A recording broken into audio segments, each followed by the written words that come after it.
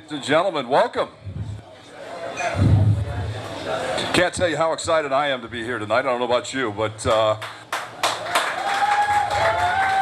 we sure as heck have a lot to celebrate. I am your host tonight, Bill Weaver, and I am here as always with my esteemed guest, Coach Adam Clack, the head coach of your Milton Eagles. Coach, welcome. Thanks, babe. Wow, what a great start to the season, Coach. I don't think you'd have anybody that if they had $100 in their pocket was willing to put on at the beginning of the season whether we'd be 3-0 or not. I'm not sure a lot of people would have taken that bet. But here we are. You wanted the big stage. You wanted to take on some big teams. As I mentioned last time, you had some quiet confidence about you going into those games. And at this point in the season, Coach, sure seems to have paid off. That's right, yeah. I mean, just very confident in the guys. I think they're believing in each other right now. I think they believe in their coaches believe in them. And I think when you get those things going, it's powerful. It doesn't mean you're going to win them all, doesn't guarantee anything, but it's going to give you a shot. I think it helps you continue to prepare week in and week out, which will be the task and be the challenge. I think we've proven that we can play on the big stage, and we have nothing to be fearful about. We're not going to flinch. Now it's just going to come down to getting better each week and staying the course and checking those boxes. Yep. So do you see any difference in your team right now mentally? Is there a swagger about them, or hey, this is what you expected and this is what they came into the season with? Oddly enough, the only thing I see different is everybody else. I said that going into the Cardinal Gibbons game is, one thing everybody kept asking is what do the boys seem like? Do they seem, big-eyed, nervous, this and that? I said the only people that haven't changed at all is them.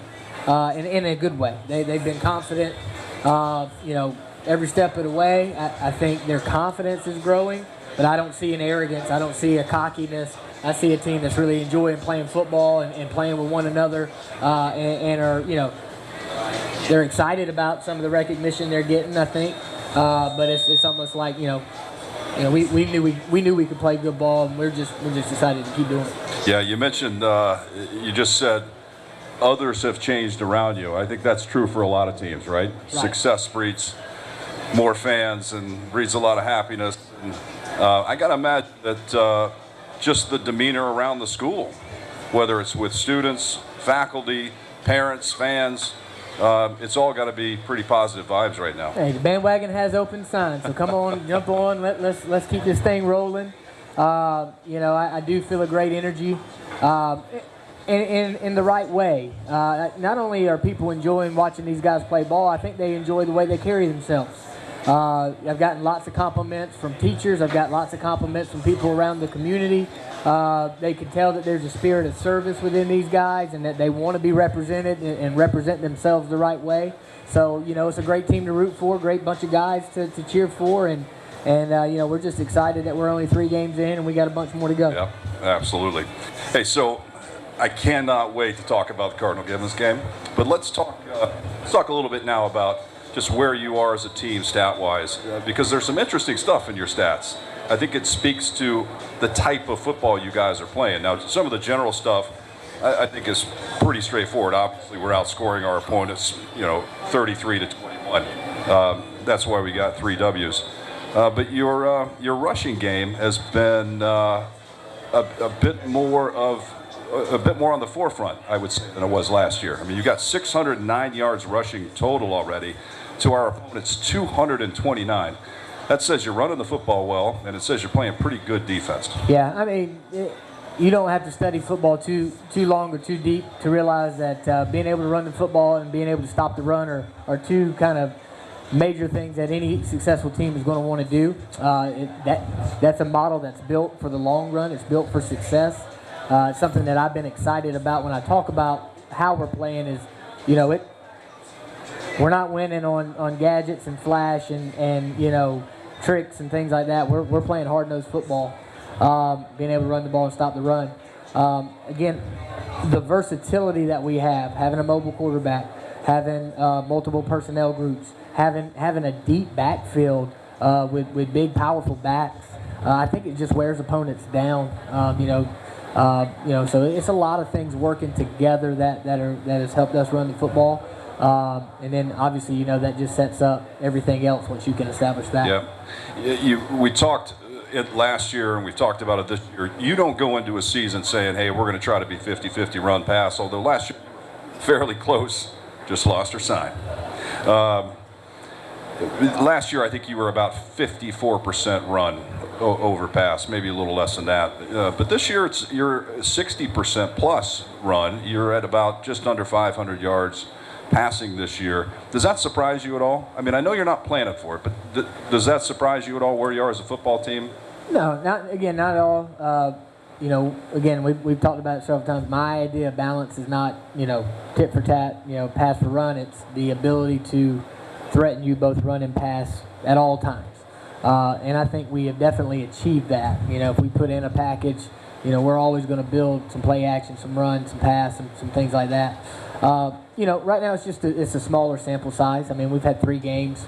That first game really skews some of it because we knew we wanted to establish a major run game and not be put in a position where we threw the ball up to that very talented back end. But another thing just kind of hit me that would skew that is we're playing with leads. And so when you're in the fourth quarter with a lead, you're going to start running that ball. I mean, we ran it 15 times straight to close the Cardinal Gibbons game out, which was, by the way, a 9-minute drive to end the game. Yep. Somewhere that we were really wanting to improve is that 4-minute. So those type of things will skew your numbers. So sometimes when you look at the big picture data-wise, it can be misleading. I think if you look at the first 3 quarters of ball games, it's probably even a little more balanced than even that says. Yeah, true. And I think in that Cardinal Gibbons game, that was a great way to close it out. Obviously, you got Ahmad Eccles in there, was able to do a lot of scrambling around and make some great runs and just keep moving the football. Yep. And I believe it was 9 minutes and almost 48 seconds, I believe that drive was. That was great. So if you're doing the math in your head, that puts us at just over 1,100 yards in total offense to our opponent's 787. I went to Georgia Tech, but I'm not great at math. That's over 300 yards in total offense over our opponent. Great job there. Another interesting stat, though, and again, I think you look at games like Cardinal Gibbons where we were able to run out the clock at the end. Our time of possession per game is significantly higher. We're over 7 minutes higher than our opponent from a time of possession standpoint. That's a big stat. That means you're keeping the ball, you're playing good defense. Right. It speaks to 2 very important things. One is we wanted to make a conscious effort that teams couldn't hold the football on us. I felt like we got last year in a couple of situations where teams that I didn't feel like talent for talent, athlete for athlete, were on the same level as us, but they were able to trap us into some ball games by holding the football. This year we wanted to make an emphasis on, let's put some pressure on offenses. Let's try to create more 3-and-outs. Let's try to get them in tougher situations. And Coach Connell and the defense has done exactly that. And we're, in that Alpharetta game alone, we had, 6 or 7 3-and-out, 4-and-out type things. Conversely, on offense, we talked a lot about, we were explosive last year, but I wouldn't give us an A grade on efficiency. We had a lot of up and down moments, which you're going to have, but that efficiency, that consistency that we're striving to play with has really started to show. I mean, especially in the Cardinal Gibbons game where we had very, very few mistakes on our end. Of course, they're going to create plays that do things because great teams will, but we don't want to hurt ourselves. So when you're doing that on defense, when you're making it hard for teams to hold the ball, forcing the issue, and then you're playing smart on offense and picking up first downs and moving the chains, that's where you get the time of possession in your favor. Yeah, and we'll talk about one of those drives at least in Cardinal Gibbons, your first touchdown drive. 15 plays in that drive. Oh, wow. Talk about holding on to the football. Yeah. I think the other thing that's interesting to me when you look at the stats on the season is you guys own the third quarter of football games. You're up 42-13 points-wise in the third quarter. Why is that? What's going on at halftime that get your team ready to go out there and dominate the third quarter like they have? You know, the cool thing is, and sometimes you'd look at that and say, wow, y'all must be making some crazy adjustments and out coaching them and all that, and it's really not that. You know, it's not on the coaches in the sense of we're back there being some type of, you know, magicians, you know, figuring things out. We're really just staying the course. I think that speaks to our Sunday planning. But what it really speaks more to, I think, is the amount of conditioning and you know, just the pride we take in being able to play 48 minutes. And I think it speaks to the mindset of these young men. We'll come in, regroup, and you know, instead of a schematic change, it's more of a message. Hey, let's do this or let's do that or make sure this and that. And I think we just come out, you know, ready to rock and roll out of halftime a little better than other teams do. And it's something we pride ourselves on. Something that I thought was very special about our team last year, and something that I'm very proud that is showing that that's part of our DNA this year. So no secrets going on there in the locker room at all at halftime? You figured out like cheeseburgers make you better in the second half or nothing like that? Huh? No, not yet. You know, I think one thing though, I mean, in all honesty, is our coaches are not looking to, you know, fly off the handle on anything. We realize it's a 48-minute game, so I think our guys embody that too, where, hey, let's just regroup if we need to, or hey, let's stay the course and keep going, because I think mentality is very important, where some teams may come out of a half and, you know, maybe not in the right frame of mind. So I think we're using that halftime the way it's supposed to be used. So we're going to talk about defense as well. Before we get to that, let's talk about your kicking game, because that's part of the offense. Your kicker right now, 100% on PATs, as we found out in the first game. That's a big deal. But from an overall special teams perspective, you guys have been playing very solid football. One great stat is you've only punted the ball twice this year. But your field goal kicker has been good. Your kickoff coverage has been fantastic. Your kickoff returns have been, with Zaire, have been, you know, very solid. You guys are playing great special teams. How much time do you spend on that during the week? We spend a good amount. You'll probably find teams that maybe spend more, maybe spend less. But we spend a lot of quality time on it, right? And when we make it very important and it's very thought out of what we're doing. You know, I think there's some unique things that we do in the kickoff coverage.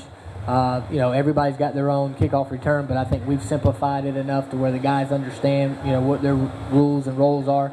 So, you know, we're averaging 10 more yards of return than our opponent. So I think that's a pretty strong number for field position. We've blocked a punt for a touchdown. We've recovered an onside kick. We are 3 for 4 in field goals. We're 100% on extra points. Our opponents can't say that. So we've you know, we haven't given up any major issues on special teams, but we've created 3 or 4 big moments, and you know, I think that just goes to the amount of focus and work we put into it. Again, you know, we're not going to have 45 minutes of practice necessarily devoted to it, but we're going to have, you know, 20 to 30 really good minutes devoted to it each day.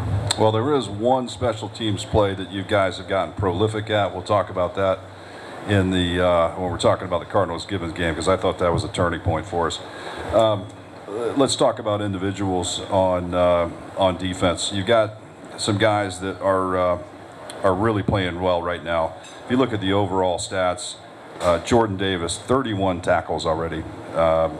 Stephen Michaels, 23 total tackles. These are combined tackles, folks, which means both solo and assisted. Jack Rhodes with 20. Alan Walker with 15, Charlie Keeney with 13, and Joe Charleston with 12, and you have a host of others with less than 10. What I thought's interesting about those stats is when you look at those top 6 guys, the top 4 are in the box players. So you're making a lot of tackles at or around the line of scrimmage rather than your secondary guys coming up and making a lot of pops. What do you attribute to that? Yeah, I mean, if your safeties are leading you in tackling, that means something's going wrong. So thank God, you know, our box players are making the tackles. I attribute it to a multitude of things. One is, you know, the defensive line has to be doing its job. They've got to be slanting and spilling and being in the correct position. eating up double teams if that's what it takes.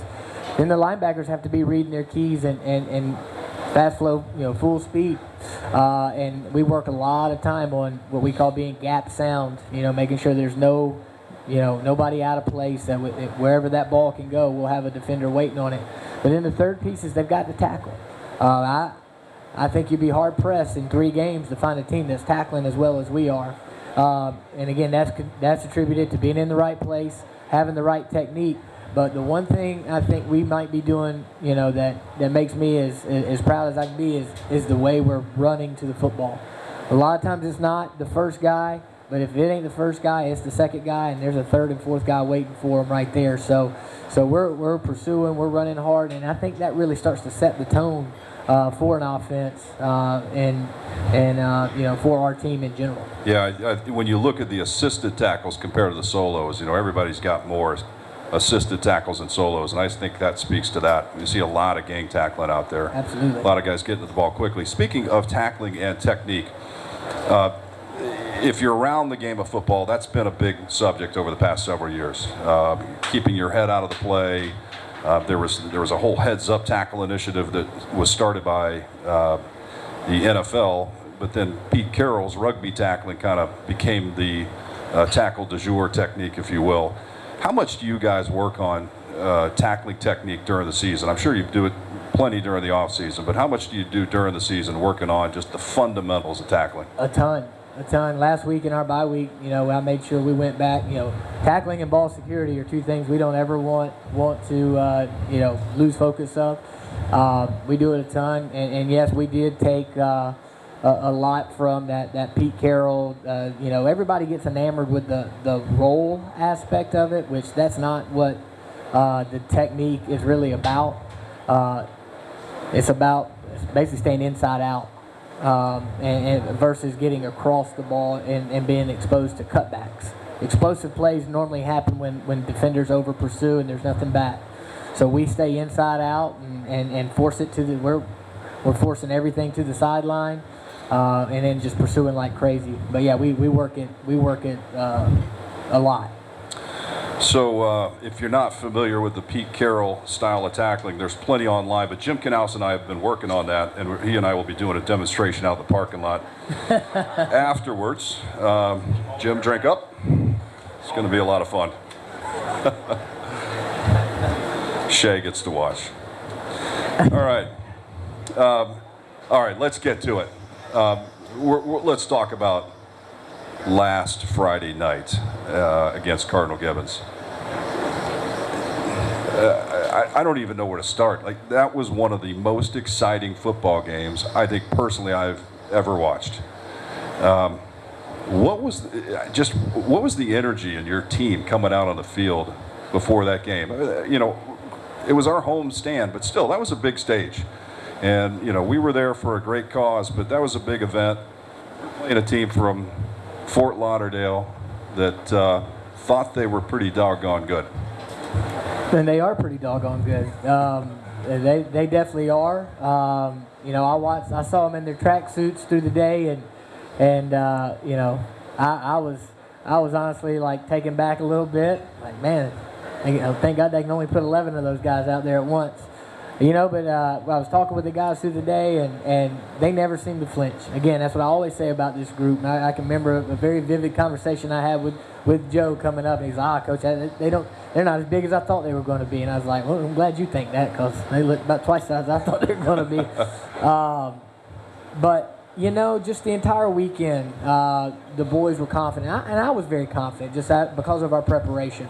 I knew the game was gonna hinge on a couple of things, but I felt good in our ability to move the football. I felt good on our ability to maybe create some opportunities on defense. And then, of course, in special teams, I felt really good, especially them coming off a short week and all that kind of stuff. But just to the degree of which we were able to move the ball, and the degree of which we were able to really rally and gang tackle those guys and not give them the opportunities that other teams give them for the big explosive plays. I mean, this is a team that averaged, by the end of last year, 50-something points a game. Yep. And they were putting up points in bunches, and they had a lot of that coming back. And I think it was there early. They had a few opportunities early, but we just kept shutting the door on them and shutting the door on them.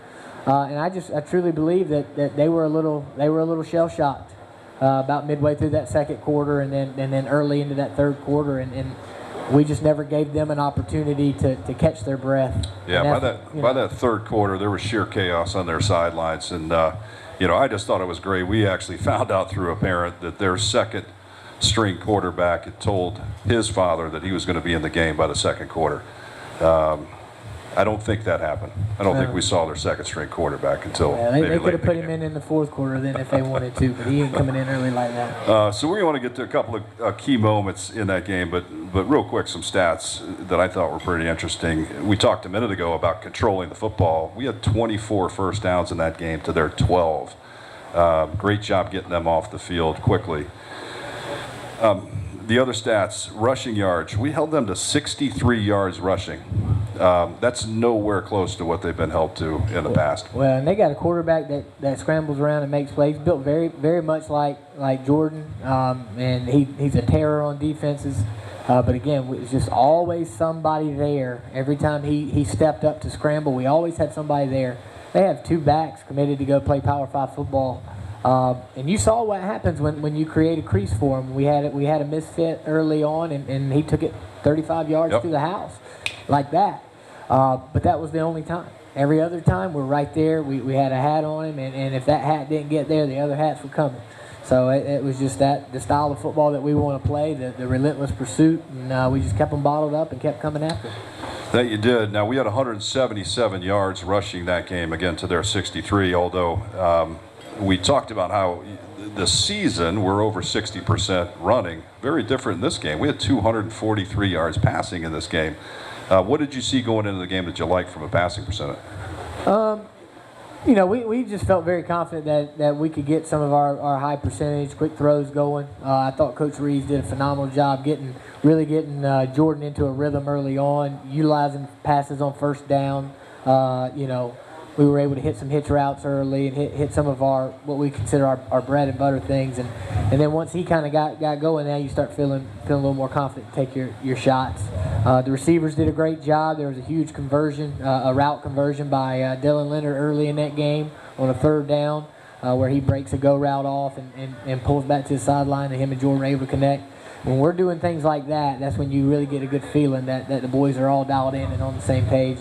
We were just able to keep them off balance, I think, with a great mix of running pass all game.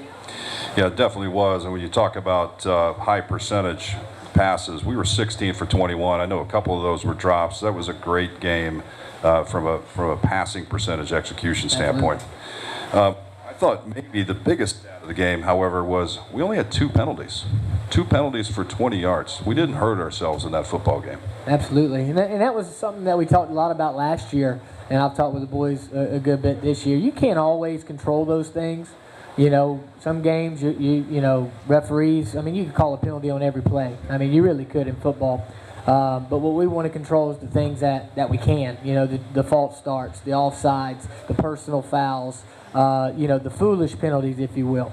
And this time last year, I think we were almost doubling up our opponents with penalties, and now you probably have the stats in front of you. I know we're about 18 penalties, and our opponent is around 25, something like that. So we're doing a great job of not hurting ourselves, not killing our drives, and not extending their drives with that. So we got a few special guests here tonight we're going to call up here in just a second. One of the guys that's not here, however, that had a big game was your running back, Josh Edwards. So we talked about our running yards not being as significant percentage-wise, but you had one kid on the team that punched it in 4 times in this game. Josh Edwards had 15 carries for 79 yards and 4 touchdowns. What a fantastic game. Yeah, he's been phenomenal, and again, just picking up those tough yards. And the 1-2 punch of him and JD right now, I think is really taking a toll on defenses, and they feel it, and they'll come back to the sideline. Coach, they don't want to tackle us. And and it also helps that the first time people are touching them is 4 yards downfield. You know, our line of scrimmage play has been phenomenal on both sides of the ball. So, you know, they're all doing a great job. You know, Josh has gotten the bulk of the carries, and we feel really good, especially down in the red zone. And hey, we need some tough yards. We can hand it off to Josh, and he's going to get them for us. So it's been a great weapon for us. So let's talk about your offensive line for a second. Let's talk about the scheme specifically. I got to watch the film after the game. You had 2 tackles basically on either side of the line. You were swapping your tackles and ended up having a backside tight end that was in a tackle spot. I didn't see that during the game, but when I watched, where did that come from? That's a scheme I've been using since 2010, probably even before that. It's just a tackle over. It's heavy unbalanced, and what unbalanced means is you got more guys on one line of scrimmage, one side of the line of scrimmage than the other, and it really forces teams to make an adjustment, obviously. And most teams don't have a lot of different adjustments for that, so we can figure out what they're going to do real quick, and then have answers one way or the other. So I like utilizing stuff like that to kind of make teams predictable. But for some reason, Cardinal Gibbons never even adjusted to it, so we just stuck with Plan A out of that formation, and it worked all right. Yeah, you were 1 man up on the strong side every time. I think we were actually 2 man up. So we had a 2-man advantage over there, and we just kept running what we call a power scheme, is pulling a guard to that line. So we're actually getting an extra hat over there too, and it was really, really good to us. So you know, expect teams to definitely scout that up and be willing to adjust, but we've definitely got, you know, more out of that package than what we should. Was there an expectation at halftime that they might come out and adjust for that? Yeah, I was surprised, but I was happy that they didn't. So I would imagine there was a couple of comments during the third quarter. Guys, they're still not moving. Yeah. No. That's great. All right. So as I mentioned, we're gonna have some fun tonight. We got some special guests here, as many of you know. We've got some players that are going to join us. We're going to talk about why these particular players are joining us. And so, if you don't mind, I'd like to call to the stage and hold your round of applause till the end. But if you guys would come on up, Jordan Yates, Dylan Leonard, Jordan Davis, Charlie Keeney, and Joe Charleston, come on up.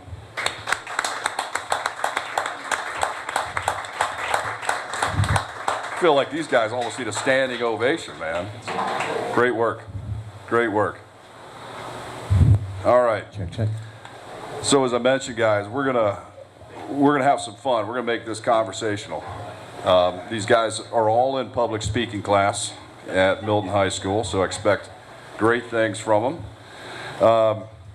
But I'd like to start with the beginning of the game, and Charlie, you were involved in this, and Joe, or Josh Edwards, who's not here, was as well. But we come out, we kick off the ball, we give these guys pretty much nothing. They hurt themselves by getting a stupid penalty out of bounds for a personal foul. We back them up, and then we pull off a big 4th down play. So, Charlie, talk to me about the fact they had 3 up backs, and somehow we got 4 guys into the backfield. They had to pick one. They picked the wrong one. Bang, we block, but next thing you know, you're laying on the football in the end zone. What did you guys do that week to prepare to get ready to pull off a play like that?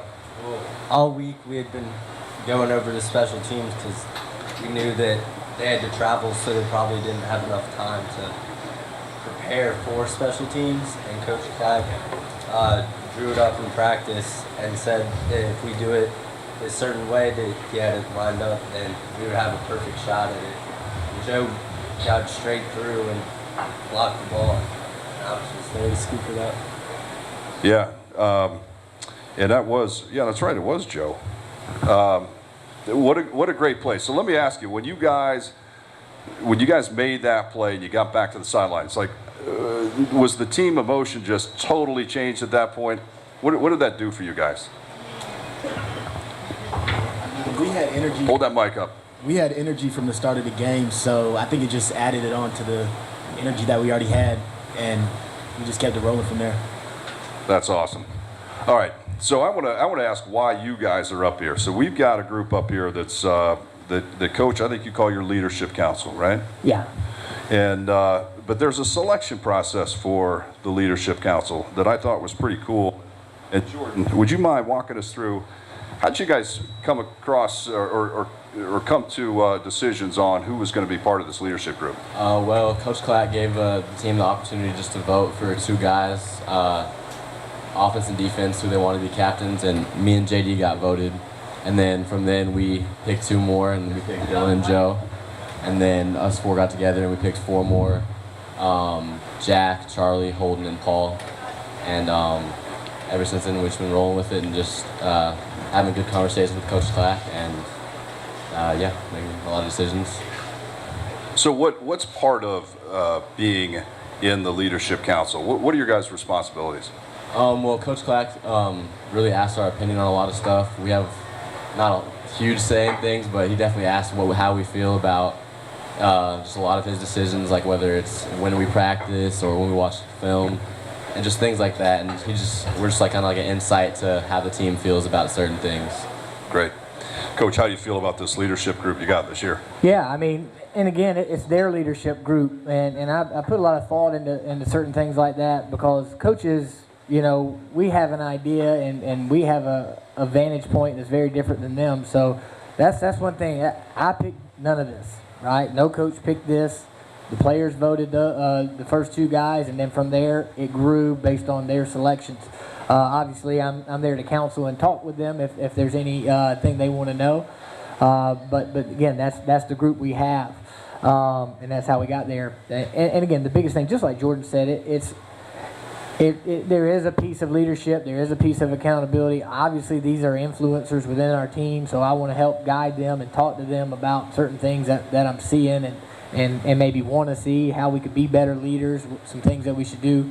But most importantly to me, I get feedback from them about what the team's feeling. So, I mean, it could be as simple as, hey, what do you think? Friday after school or Friday morning? Where would y'all want to go? And then they'll give me some thought, and I say, well, y'all own it and help me spread the message. Hey, some things we don't like's going on. I'm going to discipline the team in a certain way. What do you think's fair, unfair? And then we'll talk about it and say, well, hey, y'all got to lead it, right? Y'all got to make sure everybody understands what's going on, and because that's what leadership is, right? They're influencers. What they do, the team will follow. So I definitely use them as a tool, as a vessel to carry out messages, to send certain types of messages, and again, like I said, maybe even more valuable, their messages back to me. What does that mean to you as a player and as a team that your coach gives that much responsibility to you guys and wants that kind of input? I mean, it's great to have a coach like that who can just really just care about what his players think. A lot of coaches are kind of like dictators, honestly, and that's not Coach Clack at all. He really cares about what we think. And then, of course, it's an honor just to have that type of responsibility and just being thought of as a leader on the team. So let's talk more about Cardinal Gibbons. You guys knew that this was a big game. They were a ranked team. Give me some honest feedback. Emotionally, how were you guys feeling going into that football game as you prepare for practice and then you step down on the field Friday night? We actually felt really confident. We felt like we were kind of disrespected. We knew they didn't really think much of us and they would underestimate us. So, I mean, we were confident. We knew it was a big stage, but I think we prepared well, and we did prepare well. And we just had a good mindset about the whole thing. So we talked about that first series. I'll jump to the next series, so I'll stay with Charlie and Joe here. You know, we looked good. We had them 3rd and 8, and then all of a sudden, oops, there's a 64-yard touchdown, or sorry, a 64-yard completion, no touchdown. But we got to see some real athleticism from those guys. I mean, what was your thoughts when you saw, you know, the fact that, hey, these guys have got some speed and they come out and make some big plays? Where was your head at that point? I mean, we all knew that they had speed coming into the game, but we didn't think that they were as physical or as aggressive as us. But we also have speed too, so I think our speed matched up with theirs perfectly. So.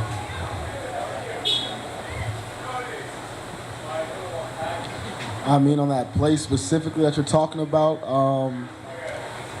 it was a good play. One of the things we stressed in practice was the quarterback is going to get out of the pocket sometimes, and wanted to make sure that the DBs when he's scrambling out of the pocket, stay in coverage because he's going to keep his eyes downfield because he's like very talented. Yep. So got out of the pocket and defensive back messed up early in the game. I mean, that was a good thing. We got the mess ups out early in the game, and we ended up fixing it. But he ended up getting his eyes in the backfield, and he hit his man wide open. But I think the best part about that play was the fact that nobody gave up, and we were able to chase him down and make him snap it again. And I think we ended up holding him to a field goal on that drive. Yep. So I mean, that's what Coach Clack always stresses to us.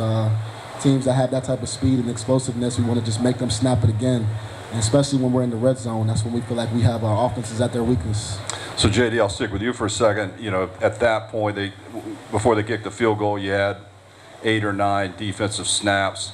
You're inside the box. We know they're a big physical football team. How are you feeling at that point? I mean, were they what you expected? Were they more than what you expected? Were they not what you expected? Like, what was going through your mind at that point as far as how we matched up?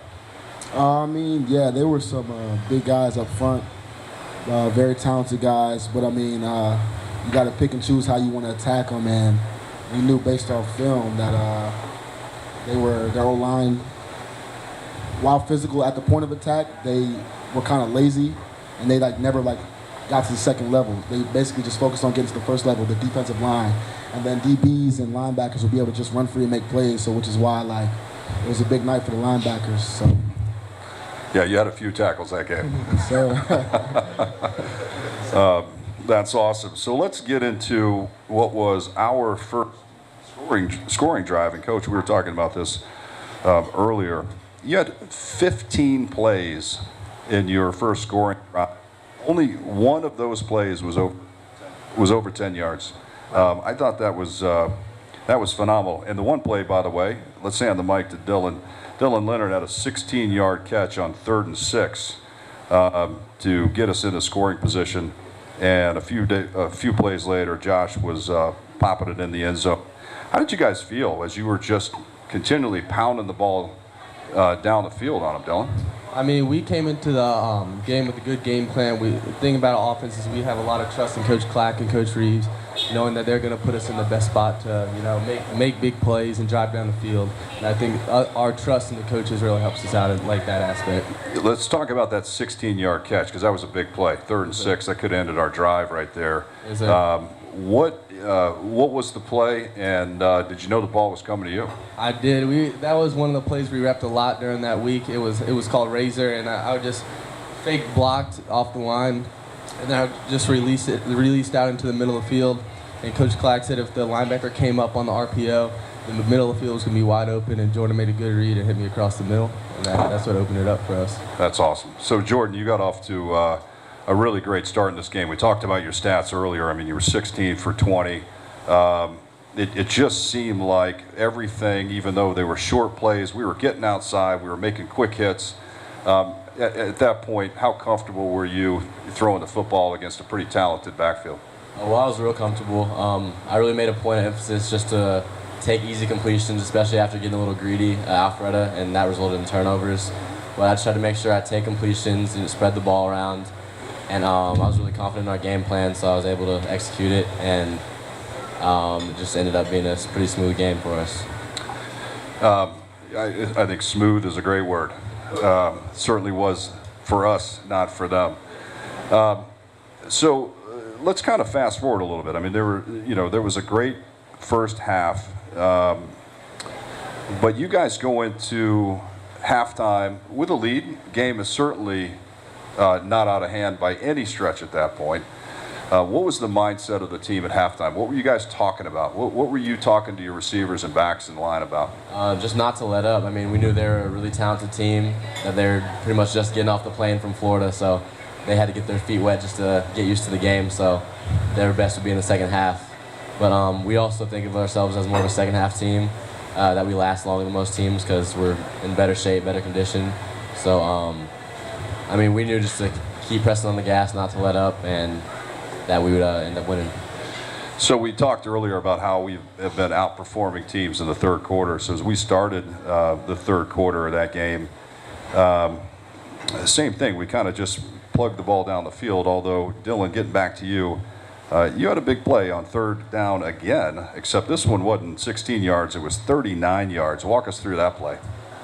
Well, going into the game, they usually have me playing inside receiver, and we had a good matchup on the outside, a really short corner, and I knew I had the height advantage on him. So I had him on my outside hip, and Jordan put it back shoulder, and I just kind of used my height advantage to get over him and bring it down. Well done. So we get down, and again, we pop that one in with a short run from Josh. And JD, you got a couple of carries on that series as well. What were your thoughts running the football in that game? They had a pretty big defensive line, it looked, on the other side of the ball. Yeah, I mean, when I get in there on offense, I just want to be as physical as possible because I know, because I play defense primarily. And I know how it is on the defense when you got a big back running up there, up the middle every play, on his shoulder, looking for contact, looking to drive through contact and keep us through contact all the time. So, like, I mean, I just try to impose my will when I get in there and always make sure I fall forward, help the offense out, and whatever way I can, get Josh a breather, keep the flow going. I practice hard on offense, just as hard on offense when we go second position as I do when I'm on defense, just so the transition from one to the other is just smooth, and it's almost as if, like, Josh never comes out of the game and no plays are limited. We can open up the playbook still when I get in there on offense. I love it. Did you see anything or experience anything differently playing against that team than you have so far this season? Or is it just I'm gonna keep doing what I'm doing and run over him no matter who it is?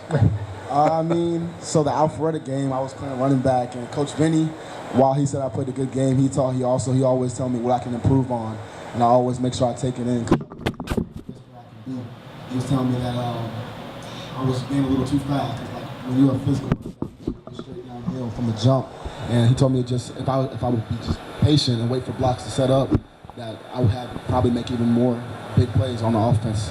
So I was like, all right, I got in one play, and I think it was Hawk. The play was called Hawk, and the guard pulled, and I just wanted to make sure make sure I did the jab step and took time for the play to develop and let the guard pull and the hole open up, and sure enough, it did open up and got the ball inside the 5-yard line.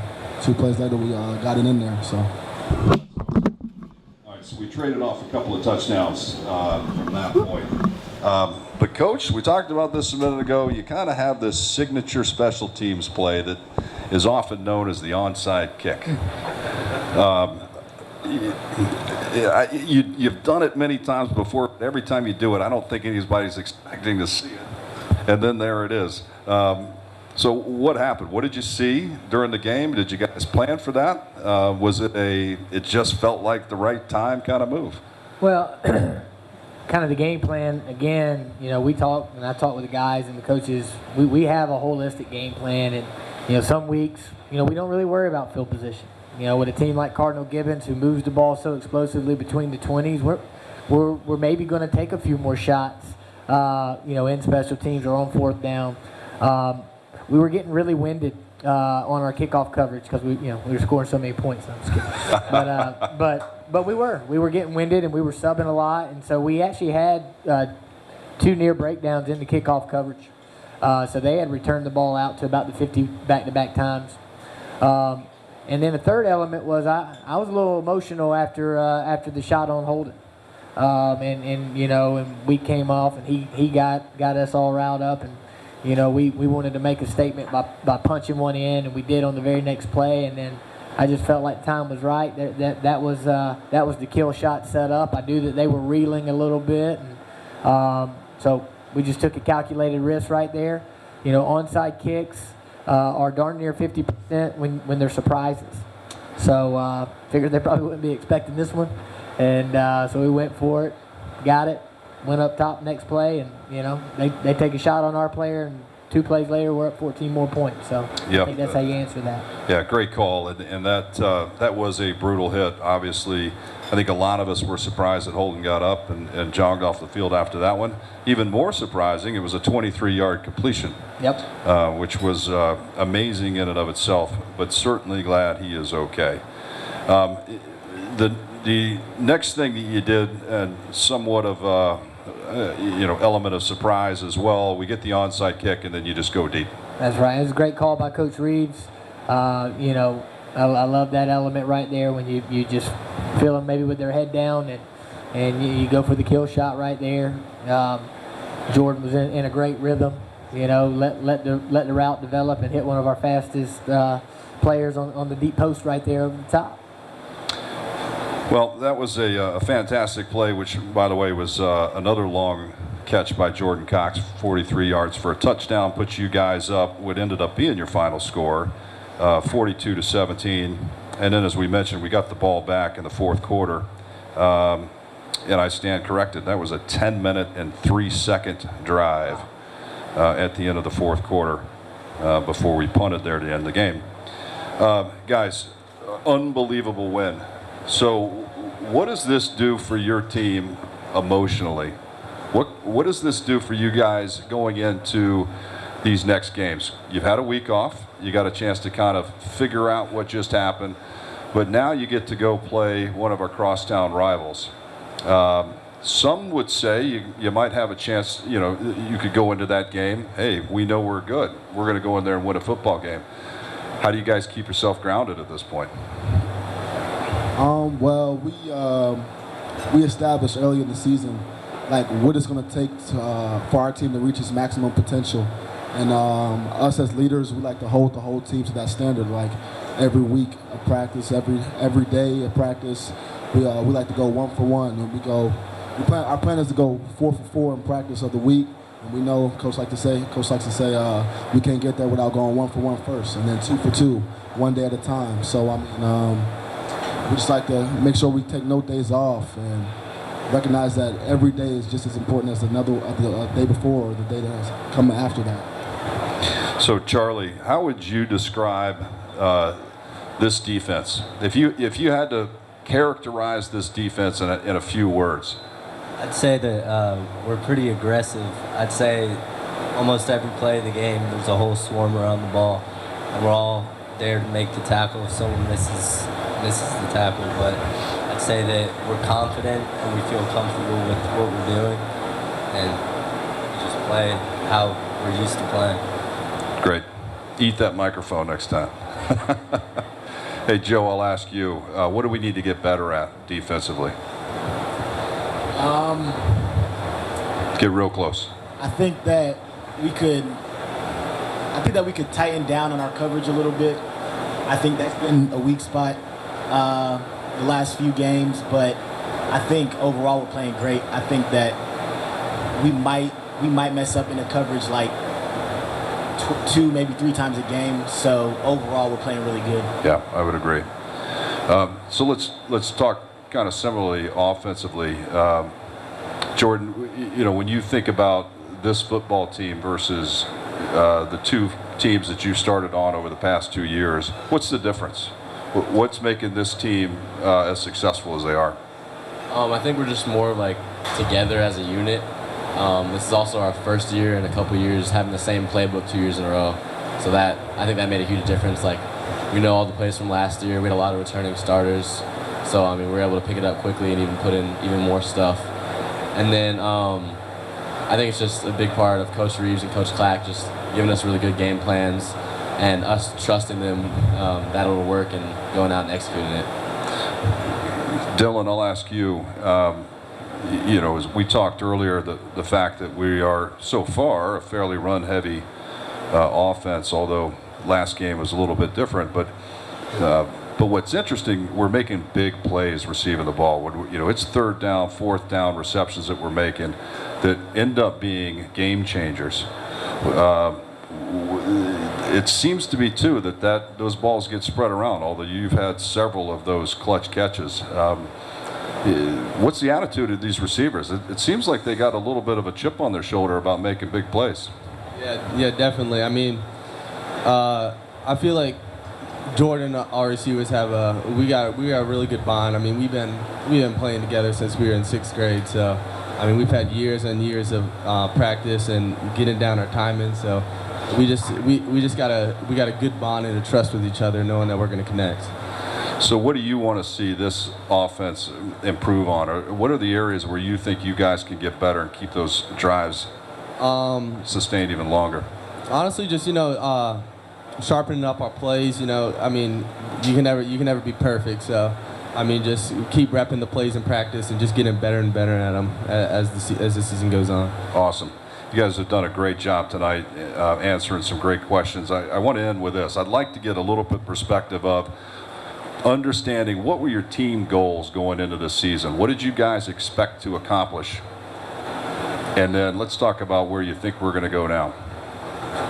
I mean, honestly, coming into the season, we just want to take it game by game. I mean, obviously, our main goal is to win. That's the main goal. Go to state, and I think we definitely have a good chance to go there this year. We got something special going on, and you know, I really think I believe in my teammates. I believe that we all want it as bad as I do. So, I think we're in for a good future.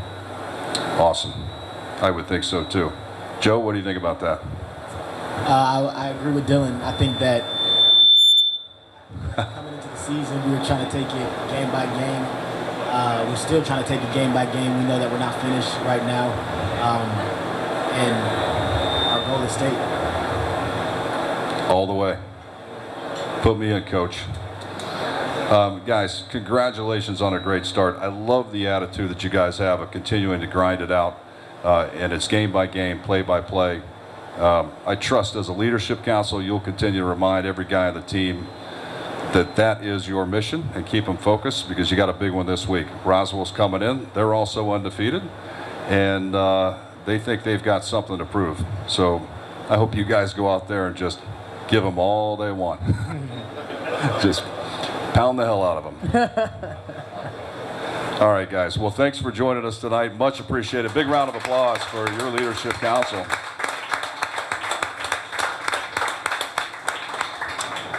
All right, Coach, we'll wrap it up here in a few minutes, but one thing that I did want to ask you about, because I think Charlie alluded to it, and you talked about it from a standpoint of we seemed a little bit winded. We don't see that, by the way.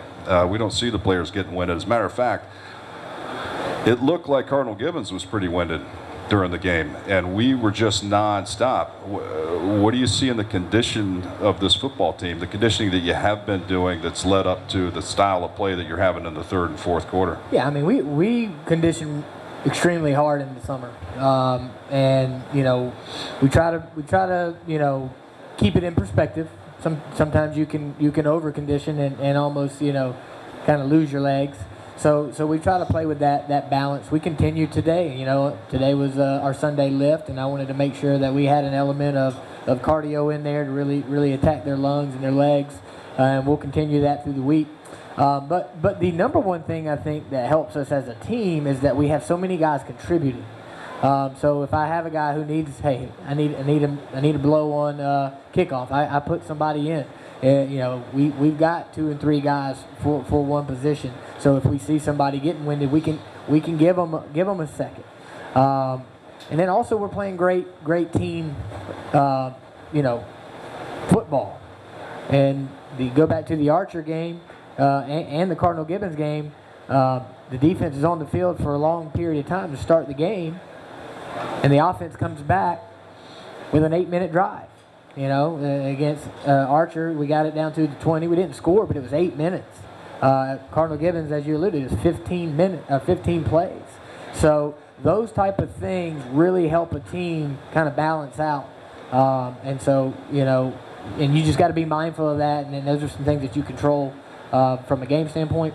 But then back to the top, like we work really hard, you know, to get in great shape. So let's talk about Roswell real quick. We got a big game coming up, as I mentioned, crosstown rival. We've been playing these guys for a long time, and I am sure they cannot wait to come into our stadium and see how they match up. What are your keys in this game? What have you seen on them that you know you got to stop? You got to weather the storm. They come out swinging. They've jumped up on every team, probably by about 3 scores at some point. They were up 14 to nothing and 21-7 on West Forsyth. Built a big lead against Centennial. Campbell was never in the game, and they really do it coming off the bus. I know that they've spent a lot of time in the weight room, and that's something Coach Kemper talked a lot about, and it shows. They're much bigger, much stronger, and they play with a very physical style. So what we're talking about real big today is, understanding that not only is this game going to be an emotional one like the Alpharetta game that we talked about a couple weeks ago, where both teams are going to come in with a lot of support, a lot of energy, but we've got to be able to control our emotions.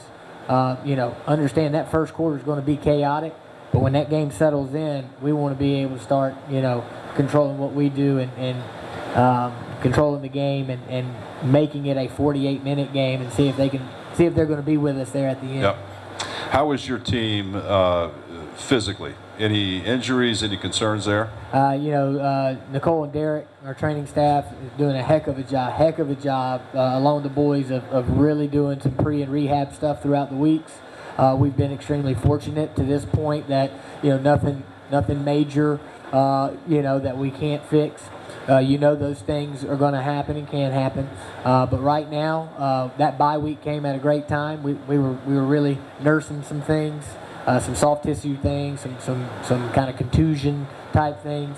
But I feel like we're very healthy coming into this week. Something that you're definitely very thankful for, because a lot of that stuff's out of your control. But again, I think your off-season work in the weight room, the way you prepare yourself, the way you take care of your body, all those things go into your health. So lastly, what's your mantra for this week going into this game? What are you talking to the kids about? What are you repeating over and over again during practice? Each week we have a theme. Week one was courage.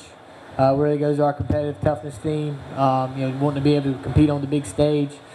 Week two was focus. We're coming out against a rival after a big win. We want to make sure we're focused in everything we do. Last week was all about service. We really wanted to play up the Freedom Bowl and serve each other, serve our community. This week's all about humility. Right, we're really talking about understanding this is the greatest game on earth because it is the ultimate team game. We have had some success. We're 3-0, and people are starting to take notice. The number one thing that could set us backwards is to start believing that we're doing it all ourselves. Start believing that we really are that good. The thing is that I look like a good coach right now because I've got great players and I've got great coaches coaching alongside me. Right? They look like great players right now because they've got teammates fighting tooth and nail, and they've got coaches working hard. So we're all in this together. And we want to make sure we recognize that humility and keep paying it forward to one another and celebrating each other. Well, Coach, we're off to a great start. Courage, focus, and service, all great mantras. But I love the one this week, humility. Not that I think this needs it, but I think it's a great reminder. And I just want to, on behalf of Eagle Nation, congratulate you on some tremendous success at the beginning of the season. I know we got a long way to go. And you got a lot more football games that you want to play, but fantastic job. It was really a lot of fun these last three games, especially the last game, to watch just how well you guys executed and took them completely out of their game plan. It makes it a lot of fun for everybody. But again, all the best the rest of the season. Can't wait to do this again, and let's go kick some Roswell butt. Congratulations, all right, Coach. All right.